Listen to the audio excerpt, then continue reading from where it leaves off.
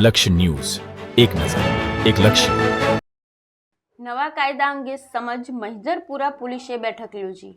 1 જુલાઈથી અમલમાં આવનાર નવા કાયદા અંગે સમજ આપવાની સાથે આગામી દિવસોમાં નીકળનાર જગન્નાથજીની રથયાત્રા અંગે કરી ચર્ચા.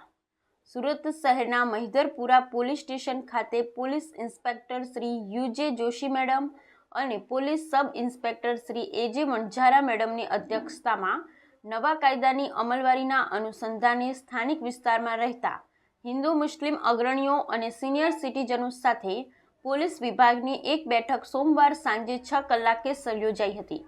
પહેલા અંગ્રેજોના વખતના કાયદામાં સોમવારે તારીખ 1 જુલાઈથી ધરખમ ફેરફાર થયા છે.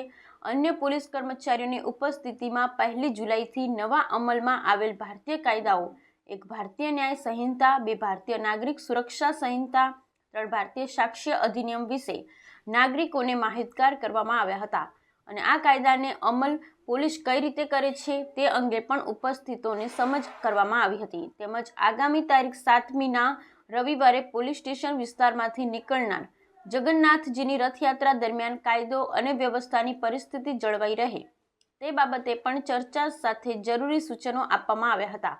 સિનિયર સિટીઝન સર્વ શ્રી હેમંત ભાવસાર, કનુભાઈ બ્રહ્મભટ્ટ અને કમલેશ પારેખે પ્રાસંગિક સંબોધન કર્યા હતા.